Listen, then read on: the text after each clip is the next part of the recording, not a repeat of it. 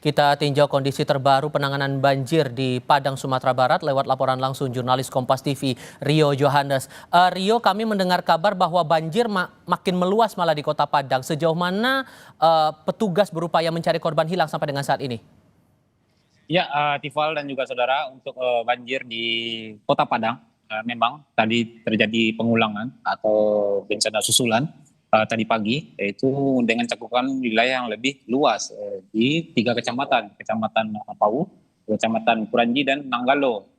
Dan dari pemantauan saya, dari hasil liputan saya di salah satu kecamatan yang terdampak di Kecamatan Pau, itu lebih kurang 500 kakak yang terdampak, atau dari katakan dalam jiwanya 1.500 jiwa. Itu korban terdampak ini sudah berhasil dievakuasi oleh tim SAR gabungan dan dibawa ke tempat pengungsian. Ada 7 tempat pengungsian di sini yang tersebar di 3 kelurahan. Dan dalam bencana banjir susulan ini juga sebelumnya tim gabungan memindahkan titik pengungsian yang awal ke titik pengungsian lebih aman, karena mengingat banjir susulan ini cukup membahayakan, dan sehingga hampir menjangkau titik pengungsian sebelumnya, sehingga titik pengungsian saat ini sudah dipindahkan dan lebih dekat dengan kantor kecamatan. Dan untuk korban jiwa di Padang sendiri, saat ini belum ada laporan orang yang hilang. Masih korban jiwa di Padang masih sama dengan data yang kemarin, yaitu 5 orang korban meninggal dunia. Dan untuk yang di Provinsi Sumatera Barat memang ada 11 orang yang masih dalam proses pencarian, itu di daerah Padang Panjang dan di Malala, Kabupaten Agam. Demikian, Tifal. Untuk akses jalan, proses distribusi bantuan, apakah masih ada kendala dan masihkah ada keluhan dari warga terdampak yang kemudian sudah mengungsi soal kebutuhan yang paling mendesak saat ini?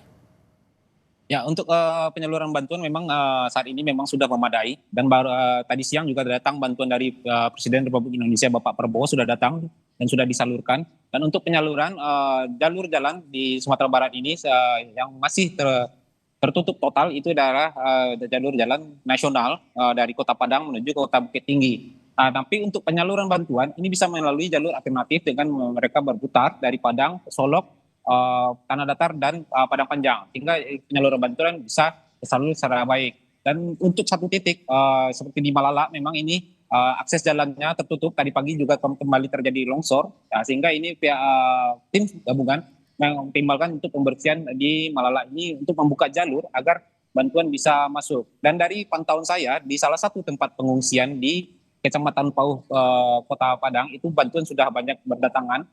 Masyarakat pengungsi sudah tercukupi, tapi dari hal ini ada beberapa kebutuhan yang pribadi sifatnya yang masih dibutuhkan oleh para pengungsi, seperti perlengkapan mandi dan juga pakaian dalam. Demikian, Tifal.